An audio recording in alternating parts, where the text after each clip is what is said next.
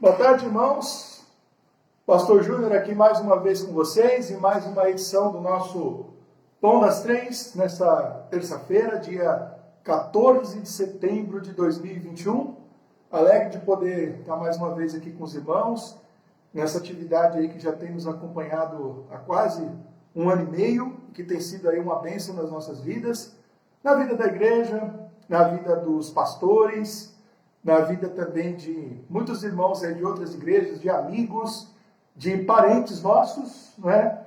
Há parentes aí do pastor Márcio que acompanham, do pastor Israel, há parentes meus aí também que acompanham as nossas edições do Pão das Três, e tem sido aí dias de muita alegria, de muito crescimento, de muito desenvolvimento espiritual.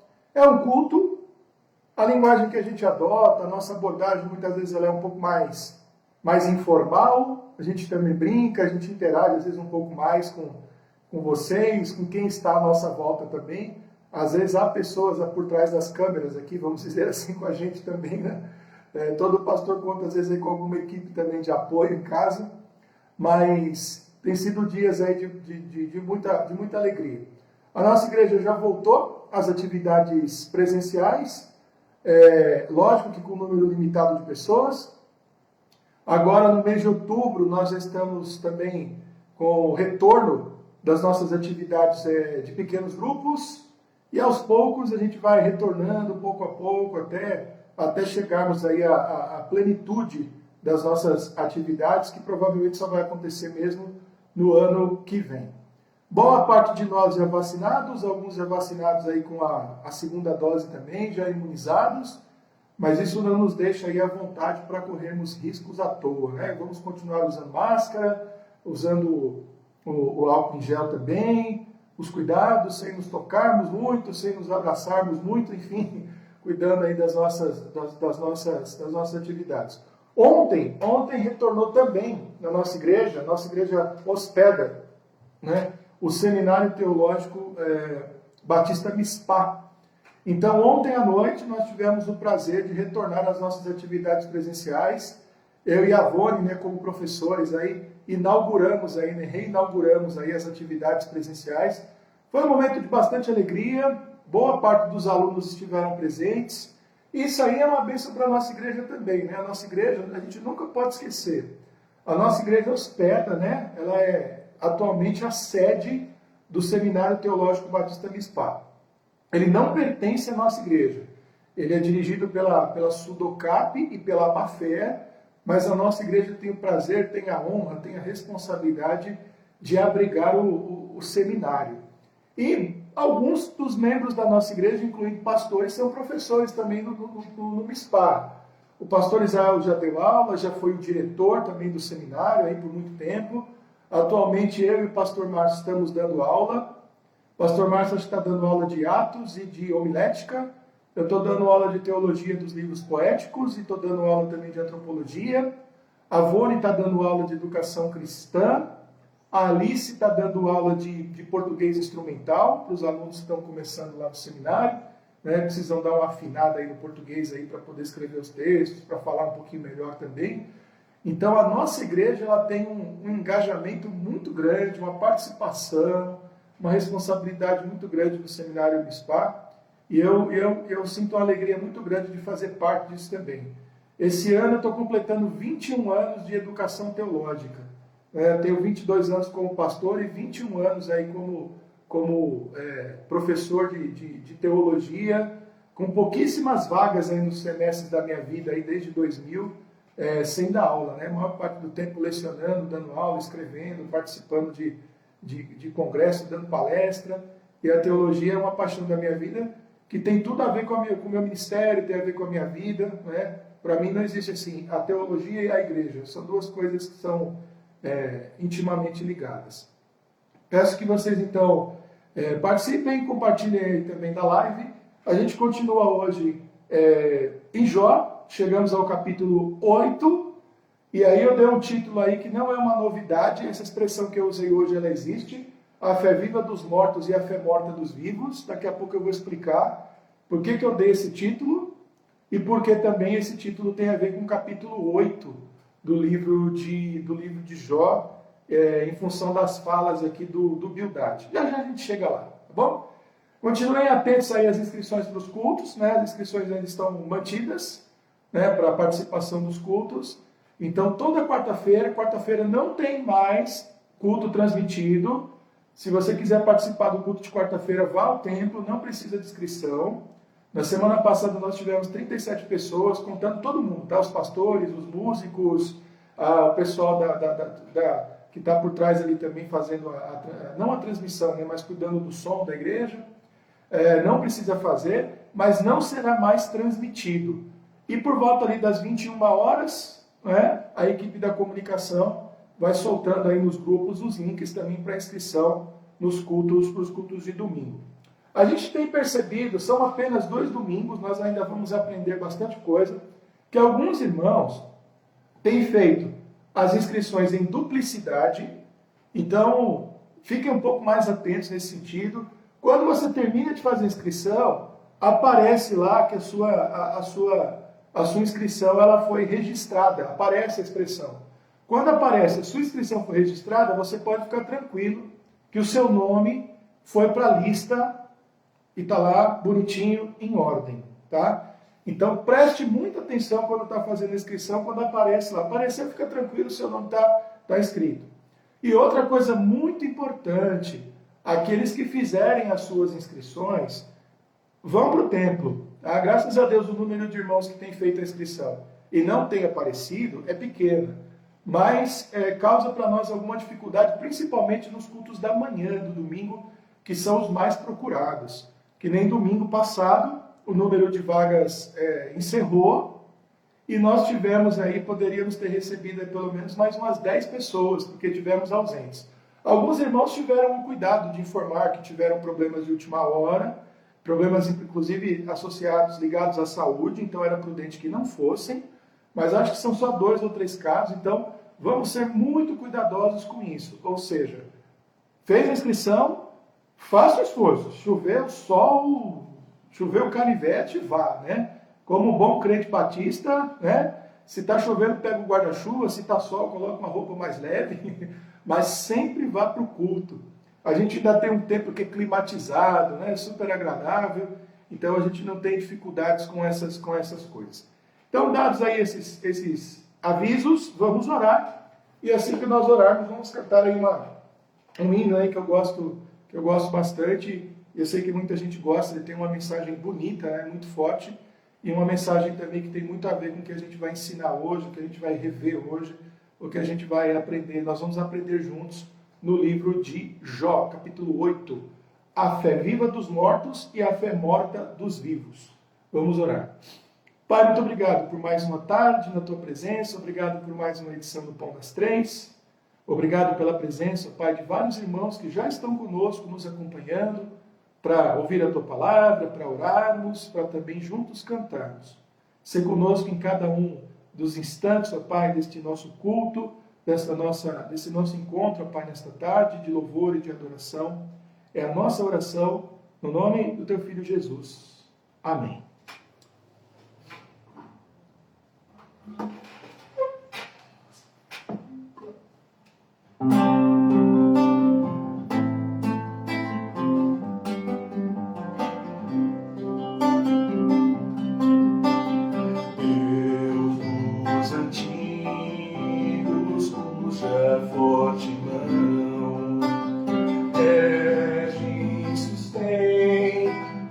Astros dando e dão, ó soberano, excelso Criador, com gratidão cantamos teu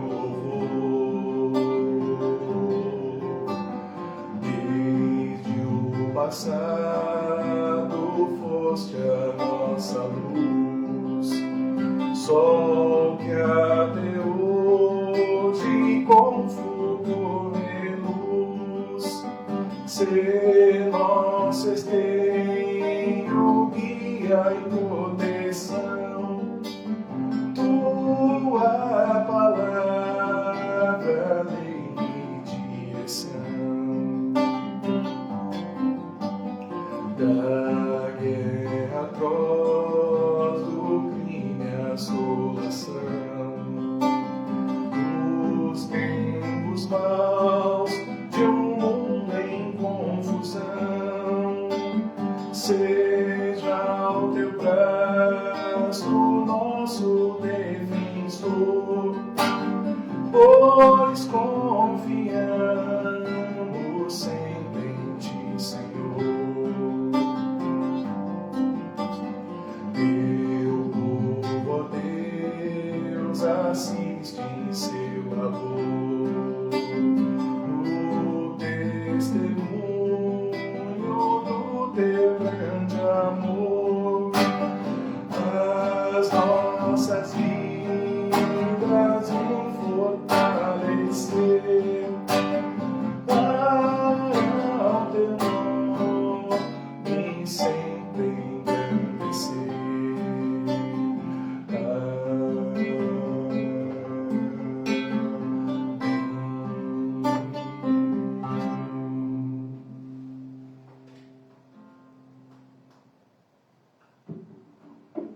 Deus dos antigos, cuja forte mão rege e sustém os astros da amplidão, o Deus dos antigos, né?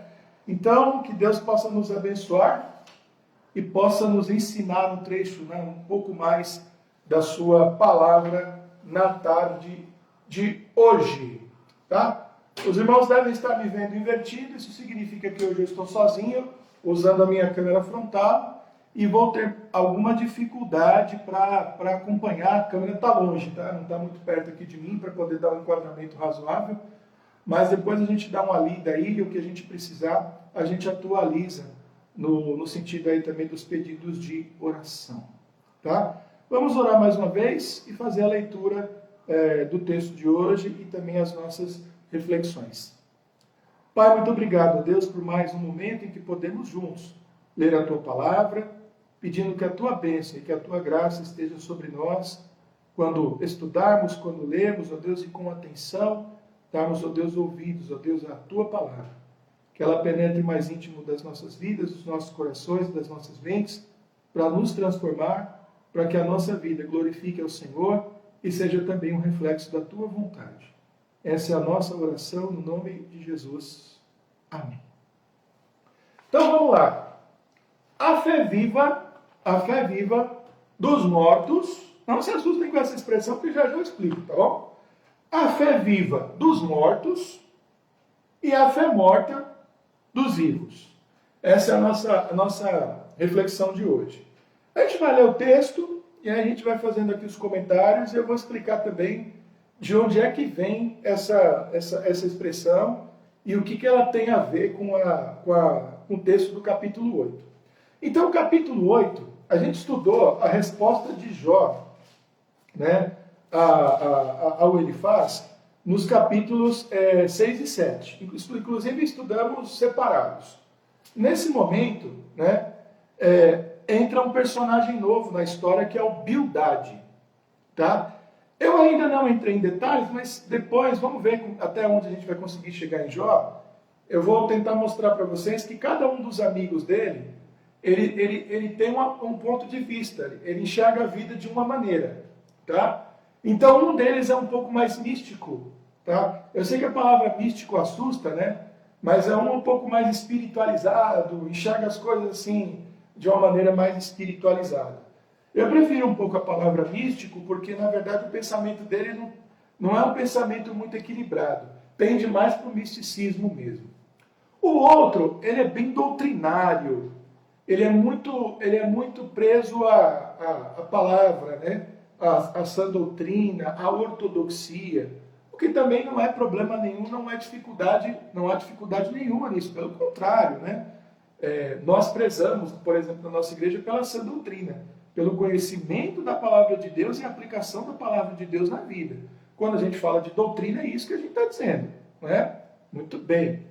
E a gente tem esse outro, que é o Bildade, que a gente classifica como um tradicionalista, né? Alguém apegado à história, aos fatos, à observação de como as coisas do passado aconteceram, Por isso que eu escolhi, inclusive, essa canção Deus dos Antigos.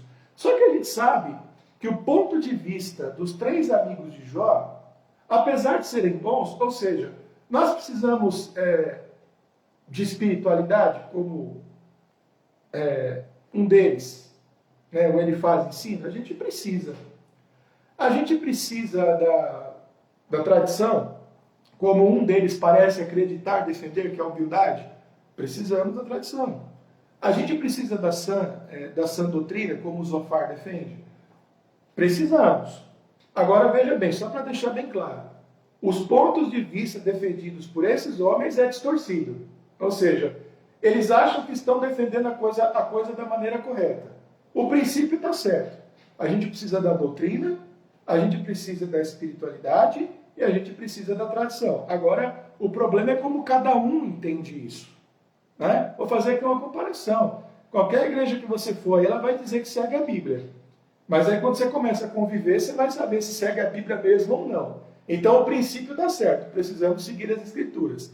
Agora, se a pessoa está realmente seguindo as Escrituras ou não, aí é outra questão, são outros 500. Tá? Então a gente vai ver hoje que humildade é um defensor da tradição, das coisas aprendidas dos pais, que vem desde a antiguidade.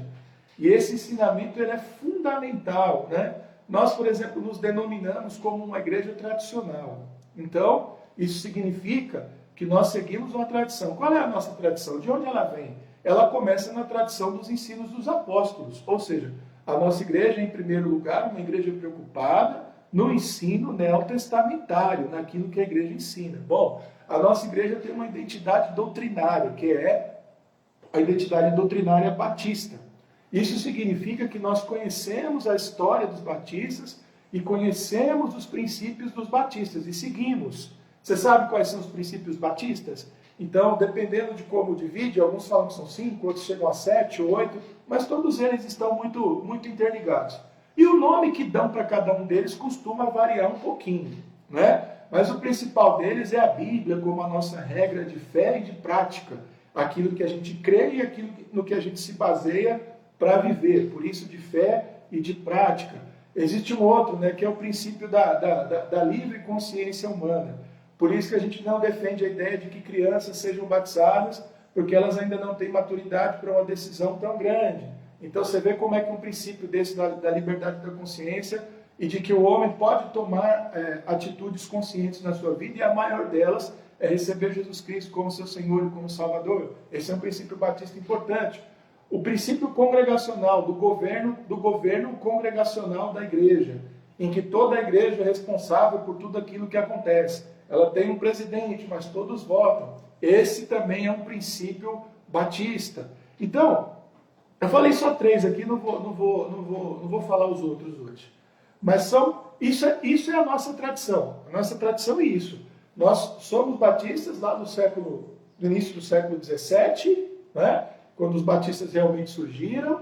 Aqui no Brasil nós estamos completando 150 anos, né? A Igreja Batista de Santa Bárbara do Oeste, fundada, organizada em 1871, estamos completando 150 anos esse ano, e sempre guardando todos esses princípios.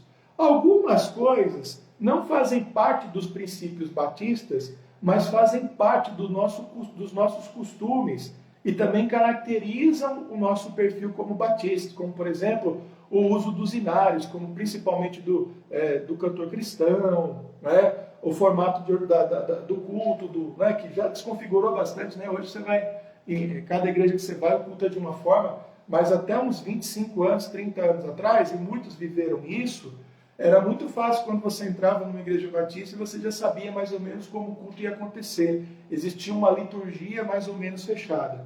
Mas tem um princípio nosso, né, que é o próprio princípio congregacional, que dá a cada igreja a liberdade de estabelecer a sua liturgia, que trabalhou um pouquinho contra a gente, porque cada um foi para um lado, né? Não dá como batistas para a gente estabelecer para todo mundo como as coisas devem ser. Por quê? O princípio congregacional, ele se sobrepõe a isso, ou seja, a identidade ali da própria igreja. Bom, existem todas essas, né? Outras coisas que nos unem, né? Fazemos parte da Convenção Batista Brasileira, investimos em missões através das juntas, que não são necessariamente características primordiais da nossa tradição, mas elas estão muito interligadas com o nosso perfil, nos identificam também como batistas, tá? Então, quando a gente está falando de tradição, a gente está lá no Novo Testamento, a gente está na história dos batistas, a gente está preso a todo esse tipo de coisa, né? A centralidade do púlpito, né? Da pregação da palavra no culto.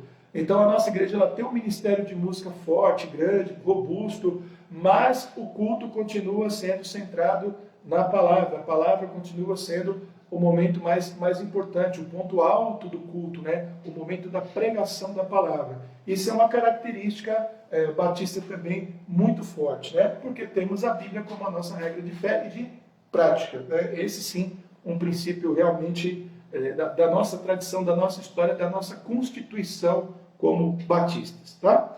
Então, eu falei de tradição, né? Falei de tradição. E o que é a tradição? A tradição é a fé viva dos mortos. Por que a fé viva dos mortos? Porque vem desde os antigos, e os antigos já morreram. Mas os valores são tão fortes, tão robustos, tão bíblicos, tão cristãos, que eles permanecem de forma viva, mantendo a nossa identidade. Então, a fé viva dos mortos. A outra expressão, é muito interessante, é o que diferencia a tradição do que muitos chamam de tradicionalismo. Geralmente, quando a gente tem esse ismo no final, quer dizer que a coisa não é muito boa, né? Ela está caracterizada como um vício. Como coisas que as pessoas podem adquirir ou grupos podem adquirir e que não tem uma função, né? Não tem uma função muito clara dentro daquilo e eles são absorvidos de forma acrítica, né? Então, quando a gente fala, por exemplo, que a Bíblia é a nossa regra de fé e de prática, não é difícil a gente mostrar o quanto esse princípio é importante para a nossa saúde, para a nossa existência. Então, isso faz parte da nossa tradição. Mas as outras coisas não fazem. Por exemplo, vou pegar um exemplo aqui na Bíblia, né? Um problema que Jesus teve. A maneira como os religiosos do tempo de Jesus encaravam o sábado não estava ligada à tradição nem aos princípios bíblicos. Eles tinham interpretado aquilo de forma errada. Então, eles não podiam trabalhar, não podiam sacudir o pó da roupa. As mulheres não podiam ir para frente de um espelho para se preparar, para pentear o cabelo. E isso faz algum sentido? Isso não faz sentido. Isso é tradicionalismo, tá? Então, esses hábitos que a gente adquire e a gente coloca sobre eles o rótulo, muitas vezes, de tradição, eles não são tradição, eles são tradicionalismo. São vícios que a gente adquire. As igrejas, por exemplo, elas têm características muito particulares e que as caracterizam e que precisam ser preservadas. Mas elas não podem ser confundidas, então, com a tradição da igreja. Eu vou dar um exemplo aqui. Por exemplo, eu vi de uma igreja onde eu pastorei lá por muitos anos, e ela até hoje, acho que ainda preserva o hábito de servir uma sopa no final do culto, porque está numa comunidade carente, numa igreja onde a frequência de crianças é extremamente grande. Pelo menos assim, 40, 50 crianças às vezes estavam no culto, e crianças vindas de uma situação ali difícil. A sopa era um hábito. Alguém até poderia dizer assim, a sopa faz parte da tradição da igreja. Eu não corrigiria ninguém se dissesse isso. Mas, na verdade, não fazia, né? Seria um erro fazer uma afirmação como essa. A tradição da igreja é a pregação da palavra, o sistema congregacional, o batismo das pessoas adultas, a livre consciência, né? E são esses os princípios, né? São essas as tradições. A outra coisa é uma característica particular da igreja que foi adquirida, né? Então, por exemplo, se um dia a sopa acaba, não sei se tem ainda, né? Digamos que a sopa acabe um dia, vai descaracterizar a igreja? Não vai descaracterizar a igreja. Vai descaracterizar a igreja se ela parar de pregar a palavra. Se ela adotar um sistema de organização presbiteriana ou episcopal. Isso desconfigura. Então, a gente tem que separar muito bem essas coisas. Vamos ver aqui um pouquinho do Bildade. E o Bildade, ele está no lugar do que tem a fé morta estando vivo. Enquanto Jó vai mostrar, não agora, mas até um pouquinho mais para frente, que ele mantém a fé viva dos mortos, né? Inclusive, Jó está numa condição de morte, né? Muito doente, ele tem a impressão de que ele vai morrer, mas ele mantém os princípios mais concretos da palavra de Deus. Ele não faz confusão entre as coisas dos homens e as coisas de Deus. A tradição que eu estou ensinando aqui, ela tem a ver com as coisas de Deus, com esses princípios que nos caracterizam como cristãos e também como batistas. E os outros são hábitos que podem, às vezes acontecer, às vezes não acontecer, e não vão nos descaracterizar como cristãos e nem como batistas, né? Então a gente nunca pode confundir essas coisas aí. Vamos lá, ele diz assim: então respondeu Bildade, o suíta, e disse: até quando falará tais coisas e as razões da tua boca serão qual vento impetuoso? Porventura perverteria Deus o direito e perverteria o Todo-Poderoso a justiça? Se teus filhos pecaram contra ele, também ele os lançou na mão da sua transgressão. Mas se tu de madrugada buscares a Deus e ao Todo-Poderoso pedires misericórdia, se fores puro e reto, certamente logo despertará por ti e restaurará a morada da tua justiça. Ele já começa com aquelas palavras duras, né? O Elifaz, ele não tinha falado nada a respeito das outras perdas de Jó. E agora o Bildade, ele dá uma espetada muito dolorida em Jó, porque ele diz assim: olha, se os seus filhos morreram, e aqui ele fala dos filhos, né? Foi porque eles pecaram. Então, o Bildade, ele vai acusar não apenas Jó, mas até os filhos de Jó de terem cometido algum erro que fez com que eles merecessem a morte vinda da mão do Senhor. É muito pesado dizer isso para alguém, não é? É muito pesado.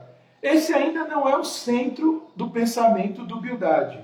Não é aqui exatamente onde ele quer atacar o Jó. Mas ele já abre o discurso dele acusando até os próprios filhos de terem morrido por causa dos erros que eles cometeram.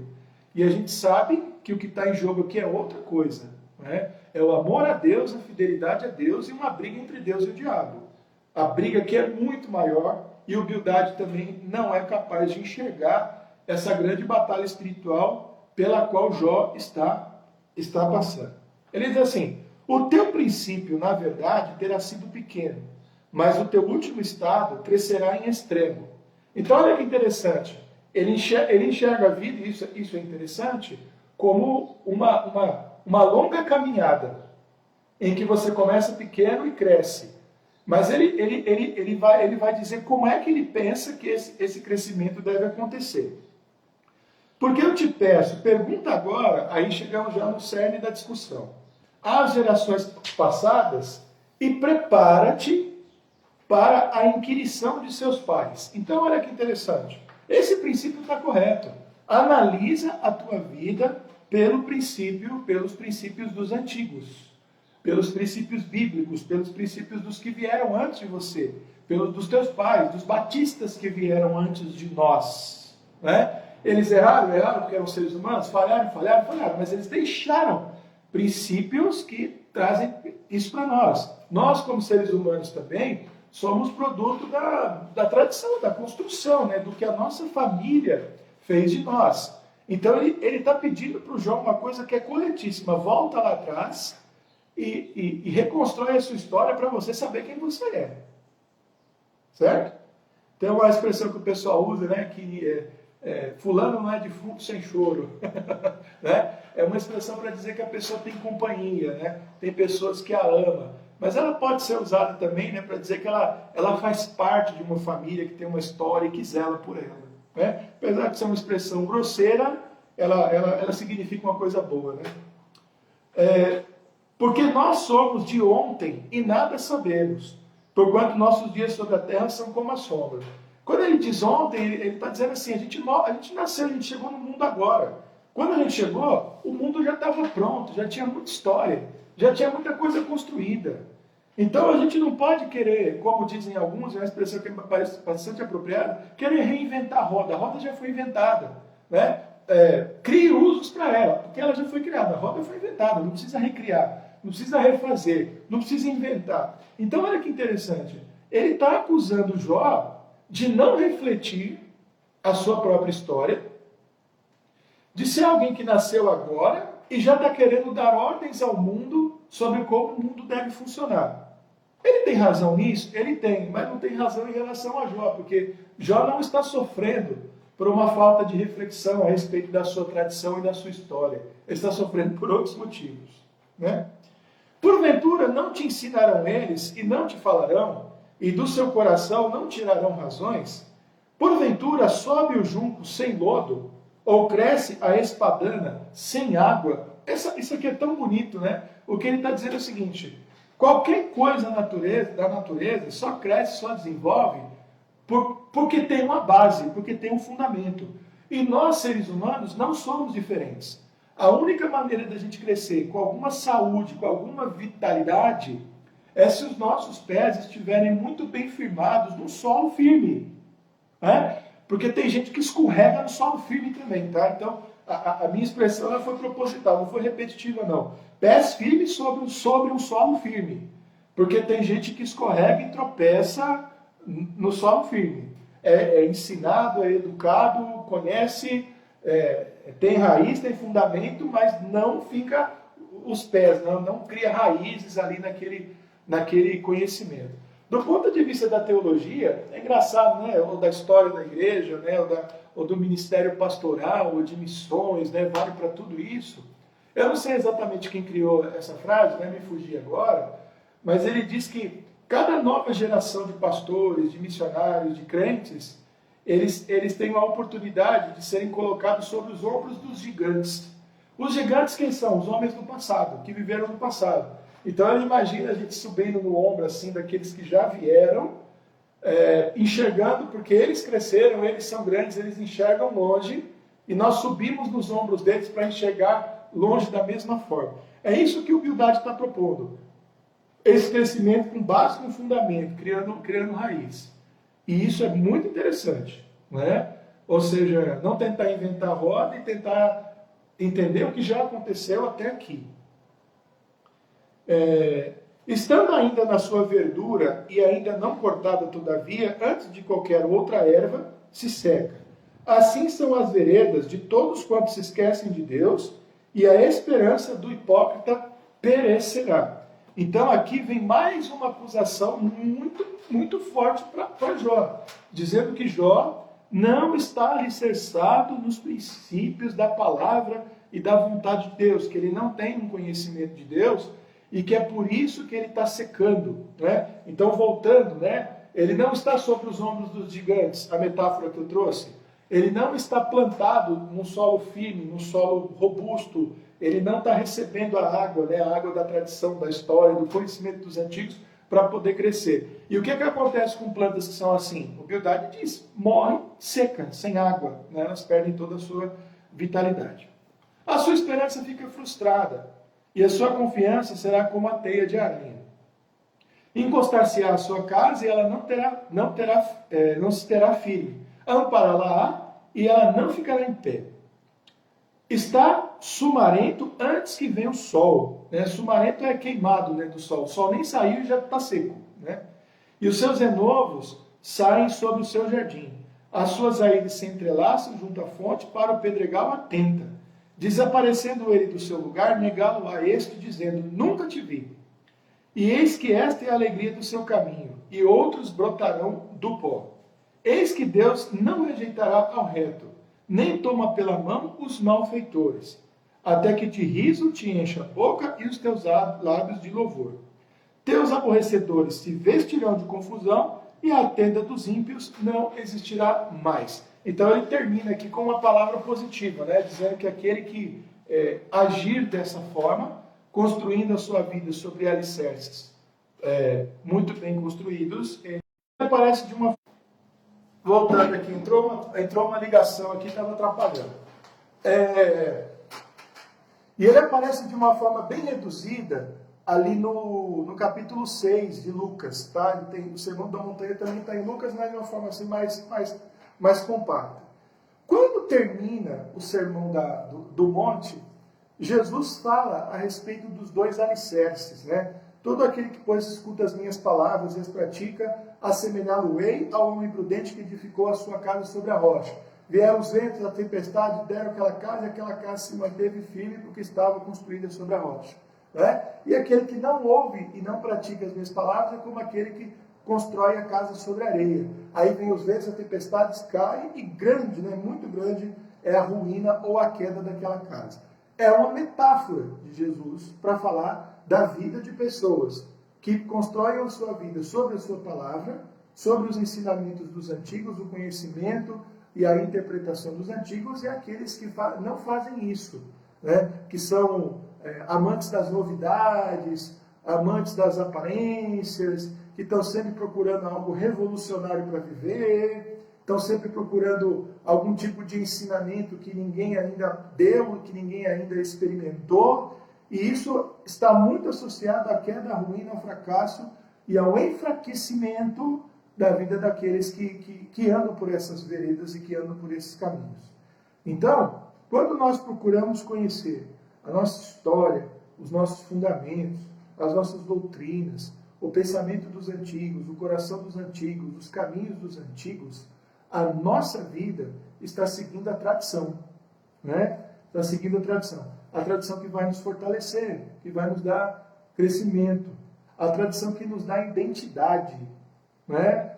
Nos dá identidade como parte de uma família, nos dá identidade como servos de Deus, nos dá identidade como membros de uma igreja, nos dá identidade como membros de uma denominação, no nosso caso nós somos batistas, e esse tipo de identificação, no nosso tempo, ela tem sido muito desprezada, né? As pessoas gostam de novidade e elas gostam de serem desprendidas.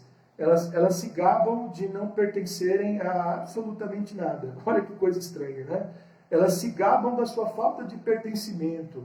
Elas se gabam da sua... Uma expressão aqui na sociologia, né? Se gabam da sua liquidez, né? Elas são que nem água, né? A água toma lugar por onde ela vai, ela assume a forma de onde ela está, né? E ela também passa por qualquer fresta, por qualquer buraco, né? Uma coisa difícil numa casa, numa construção mecânica, numa máquina, é eliminar vazamento de água, né? Sempre dá muito trabalho eliminar um vazamento, né? Porque a água, ela escapa por vãozinhos assim mínimos, mesmo quando ela não está sob pressão. E as pessoas hoje são assim, né? Nada as detém, nada as segura, né? Elas pingam, elas pulam, elas passam para lá, elas passam para cá, e por isso elas não têm fortalecimento, elas não têm base, né? Então, quando a gente está falando da fé viva dos mortos, né? A gente não está falando dos mortos do cemitério, né? Esses mortos, na verdade, são pessoas muito vivas, né? Que viveram no passado e que deixaram uma história, deixaram um legado, deixaram princípios, ensinamentos que já foram testados, né? Que já foram devidamente testados, né? Fortemente testados e que se mantiveram de pé, mesmo apesar das provas. Eu dei aqui alguns exemplos, né? Principalmente entre nós batistas, tanto coisas que estão realmente ligadas, né? Ao nosso perfil, né? Aos princípios distintivos dos batistas, até como aqueles hábitos, né? A gente não pode confundir, mas são hábitos bons que nós adquirimos ao longo da nossa história e que nós preservamos e que também nos caracterizam, tá? Então, novidade, a gente precisa sempre desconfiar. A gente precisa desconfiar de liquidez, de coisas muito fáceis, de coisas sem comprometimento, de coisas sem uma identificação que também seja de alguma maneira assim abraçadas por outros que vieram antes de nós. Nós não somos nem a primeira e nem a última bolacha do pacote, né? Como o Bildad disse aqui, a gente chegou aqui ontem, e quando a gente chegou, muita coisa já estava pronta. E a gente tem que aprender como as coisas fizeram. Tem uma expressão que o pessoal usa de gozação, você já deve ter ouvido, né? Subiu no ônibus agora e já quer sentar na janelinha. Você já ouviu essa expressão? Então, o que a gente está aprendendo hoje a respeito disso é que a gente está chegando hoje e a janelinha não é o nosso lugar. Vamos subir no ônibus, vamos ficar de pé no corredor, vamos aprender com aqueles que vieram antes de nós, tanto aqueles que hoje são mais velhos do que nós e têm experiência, como aqueles que já foram séculos antes de nós. Vamos dar ouvidos para essa gente, vamos atentar para as suas experiências e para aquilo que eles deixaram de legado para a nossa vida, para a nossa família e para a igreja. E não esquecer dos nossos princípios, né? A Bíblia como a palavra de Deus e de que somos parte do corpo de Cristo, a sua igreja. Amém. E Deus então nos abençoe. Vamos lá, gente. Eu não sei se entrou pedido aí. Hoje eu não vou conseguir ver, tá? Tá complicado para mim. Eu estou usando a câmera frontal aqui. Ela está longe um pouquinho de mim. Mas depois a gente dá uma olhada, tá? E a gente ora aí pelos pedidos, tá? Então, a nossa irmã Cida Santos pediu oração pela Dona Conceição, né? Uma senhora que ela sempre está pedindo oração por ela. E ela está com Covid, né? O Covid foi confirmado.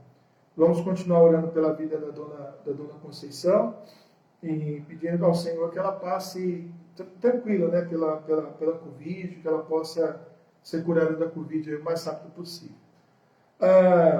O vizinho da nossa irmã Cida Fraga, que é o Davi, está hospitalizado. O João Miguel, sobrinho da Tatiane, né, está internado também. O seu Edivaldo, pai da nossa irmã Silene. O Nanau, que é primo do pastor Israel, e a Zaya, que é filha da Camila, uma amiga da nossa irmã Paula Cristina, que é se eu não me engano, é uma bebezinha recém-nascida, que nasceu com diversos problemas de saúde, e ela continua internada.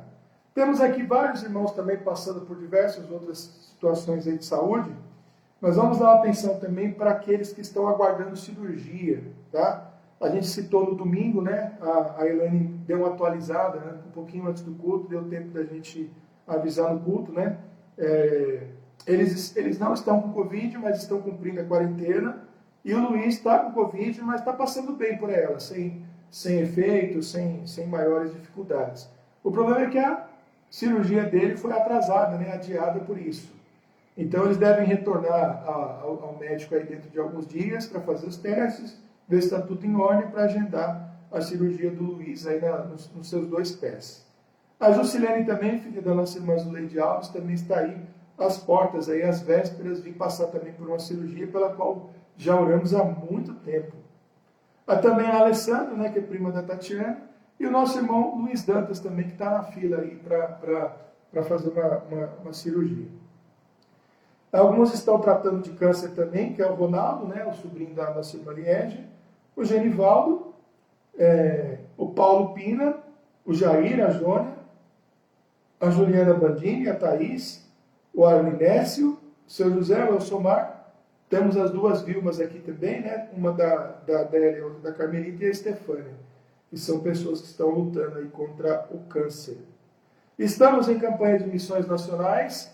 Então, solicitando aos irmãos aí a sua participação, a sua colaboração em oração e a sua colaboração também financeira.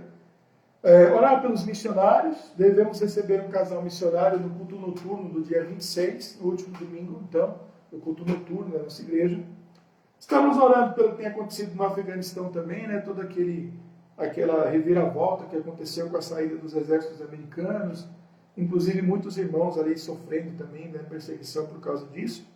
Vamos continuar orando pelas nossas famílias, pedindo oração também pelos pastores, né, pelos pastores da nossa igreja. Continuem orando por nós, assim como nós oramos por vocês, nossas ovelhas também. Orar também pelas nossas autoridades, né, vindo desde do mais alto cargo executivo, né, o presidente da República, até os vereadores, passando aí pelos assessores.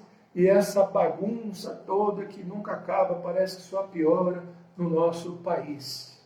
Mas Deus tem misericórdia de nós. Deus não terá misericórdia de nós. Ele tem guardado e nos preservado, apesar dos políticos, né? O que eles têm feito assim de uma forma muito eficiente é atrapalhar a vida da gente, né? A gente não consegue ver avanços, decisões boas, a gente não consegue ver isso, não, né? Então temos que ter bastante cuidado aí e orar para que Deus retenha as ideias, né, desses homens, segurem as suas maldades, né, e, se possível, os impeça de levar a cabo as suas ideias e as suas decisões. Né? Espero que eles não consigam fazer o que eles querem. Né? Eu espero que seja sempre a vontade do Senhor prevalecendo. A gente continua orando pelo retorno das atividades, dos PGs, né? Tudo que vem acontecendo aí pouco a pouco na vida da nossa igreja.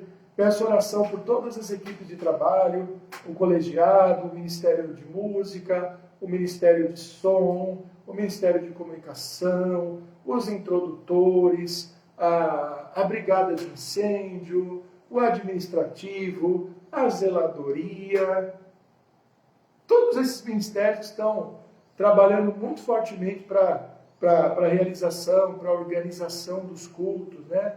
Então tem bastante gente envolvida aí trabalhando nos bastidores para que a coisa aconteça, né, com bastante tranquilidade. E são ministérios que, obviamente, né, com o retorno depois pleno das atividades da igreja, vão continuar trabalhando, né, da mesma forma. Vamos continuar orando pelo fim da pandemia. Alguém, né, teve época da pandemia que estavam morrendo 3.000 pessoas por dia, um número assustador. Mas a gente não pode baixar a guarda, mesmo agora que está morrendo 200 e poucas pessoas. Não é isso que a gente quer. A gente quer que não morra ninguém de Covid, né? Aliás, não quer que ninguém morra por motivo algum, né? Então, a doença continua por aí. A gente já tem menos notícias de pessoas internadas por causa disso, com problema por causa disso, sofrendo menos, mas não significa que a doença acabou, tá? Ela continua, né? E a gente sabe o quanto ela é maldosa, né? O quanto essa doença é melindrosa. E é isso aí. Vamos orar então, irmãos? Pai, nós te damos graças a Deus pela vida que o Senhor nos tem dado, pela maneira como o Senhor nos tem conduzido. Todos nós temos problemas, temos desafios, há coisas que gostaríamos, ó Deus, que fossem melhores, que acontecessem de formas diferentes, mas, ó Deus, não conseguimos negar, ó Deus, a Tua presença nas nossas vidas e saber, ó Pai, que o Senhor tem cuidado de nós e cuidado de nós nos mínimos detalhes. Sei que o Senhor cuida de nós também quando sofremos perdas, prejuízos, dores, quando as coisas não acontecem exatamente como queremos. E sabemos que o Senhor também está presente nas nossas vidas, nos momentos de grandes vitórias, de grandes bênçãos, onde todas as coisas, ó Deus, parecem caminhar, ó Pai, de maneira produtiva. Oramos, ó Deus, pela vida de pessoas, pela Dona Conceição, que está com Covid, pelo Luiz também, que está com Covid, pedindo, ó Deus, a plena restauração, ó Deus, de ambos, no caso do Luiz, da Ilane, do Léo e também do Eduardo, pedindo, ó Deus, a sua plena recuperação, que todos eles possam sair, ó Deus, o quanto antes da quarentena, para voltar para os seus trabalhos, para as suas atividades, e para que o Luiz também possa passar por essa cirurgia tão desejada. Pedimos a Tua bênção também sobre a vida da Jusilene, que está a cada dia mais próxima, ó Deus, de realizar a cirurgia, e pedimos que ela de fato aconteça, ó Pai, no seu tempo, que o Senhor aguarde e a preserve, ó Deus, até este momento pelo qual temos orado muito. Assim também pela vida da Alessandra, assim também pela vida do nosso irmão Luiz Dantas. Abençoe e cuide da vida daqueles que estão tratando, ó Deus, do câncer, lutando contra o câncer, e que a Tua misericórdia também alcance a vida de cada um deles. Estamos em campanha de missões, e a nossa igreja tem mostrado, Deus, envolvimento, tem mostrado generosidade, participação, e tem, ó Deus, atendido muito bem aos apelos que vêm do Senhor para a obra missionária. E pedimos que, mais uma vez, ó Pai, a nossa igreja participe, ó Deus, massivamente, intensamente, generosamente da campanha que está em pleno curso. Abençoe a vida do jovem casal missionário que estará conosco no final do mês, que a presença deles entre nós seja uma bênção, comunicando, ó Deus, a Tua palavra, incentivando e fortalecendo a igreja e dando testemunho também da obra que o Senhor Deus tem feito ali no Amazonas, tem feito também em Boa Vista, ó Deus, junto com os venezuelanos que têm cruzado a fronteira para morar no Brasil e que têm sido recebidos aqui também por irmãos, ó Deus, irmãos nossos, que além do cuidado social, os amparando em suas necessidades mais básicas, têm sido usados pelo Senhor também para pregar a Tua palavra. Obrigado, Senhor, pela vida do nosso país, porque o Senhor nos tem guardado e sustentado, apesar, ó Deus, da nossa classe política, ó Deus, que tem a cada dia tomado decisões, ó Deus, equivocadas. Temos sido testemunhas, ó Deus, de brigas e de lutas infindáveis, cujos os propósitos, ó Deus, desconhecemos, e rogamos, ó Pai, que o Senhor nos livre, ó Pai, das ações, ó Deus, malignas e das decisões equivocadas, ó Pai, dos nossos políticos. Pedimos que o Senhor, mais uma vez, tome as rédeas do nosso país e cuide, ó Pai, de todo o povo brasileiro. Um povo, ó Deus, que trabalha, um povo que ama a família, um país, ó Deus, onde há muitos cristãos, de pessoas orando, e que as orações do seu povo possam ser ouvidas, ó Deus, pelo Senhor, mas atendidas também conforme a tua vontade. Quero te agradecer pelo nosso encontro de hoje, pelo nosso culto de hoje, pelo Pão das Três, pela presença, ó Deus, de cada irmão, e que a tua graça e a tua misericórdia continue acompanhando a vida de cada um de nós. Essa é a nossa oração no nome do teu Filho Jesus. Amém. Amém, irmãos? Então nós estamos chegando ao final do nosso Pão das Três de hoje. Hoje é terça-feira, dia 14 de setembro de 2021. Amanhã tem o culto. O culto não será transmitido. Tá? Às 21 horas é liberado o link para inscrição para os cultos. E eu tenho pedido aos irmãos, então estamos pedindo aos irmãos um cuidado nas suas inscrições. Faça a inscrição e repare lá, olhe, né? A sua inscrição foi registrada. Se certifique daquela mensagem para você ficar bem tranquilo, para que não haja inscrição em duplicidade. Não são muitas, mas a gente gostaria que não tivesse nenhuma, tá bom? Então vamos ser cuidadosos para não escrever o nome duas vezes, porque não dá para remover, tá? Fica difícil de observar isso aí, vamos cuidar. E os irmãos também que fizerem as suas inscrições, façam um esforço para ir, e se tiver alguma eventualidade, alguma coisa que seja muito grave, tá, irmãos? Vamos fazer um esforço de ir para a igreja, né? Vamos fazer, não pode ser qualquer coisa que tire a gente de ir para o culto, né? Chegou a visita na última hora, manda embora, fala para ele, aparece em outra hora. Ou então entrega a chave da casa para ele, ele entra e fala, daqui 1h30 eu estou de volta e a gente conversa. Mas vá para a igreja, tá? Não deixa nenhum calorzinho, chuvinha, qualquer coisa que seja te atrapalhar, não. Vá para a igreja, tá? Mas é lógico, se acontecer alguma coisa, você fez a inscrição, comunique a Elisângela, um de nós pastores, para que talvez se alguém tiver na fila, né, porque talvez as inscrições já tenham encerrado, a gente possa autorizar outra pessoa também a participar do culto, tá bom? Vamos pensar nisso aí. E que Deus, então, te abençoe, te dê um bom final de tarde aí, de noite, e continuamos juntos. E agora presencialmente, né? Já estamos indo para o templo e nos encontrando. Aquele sonho, as nossas orações aí sendo feitas aí há tantos meses, irmãos, foram ouvidas e nós já estamos vivendo essa bênção do Senhor. Fiquem em paz.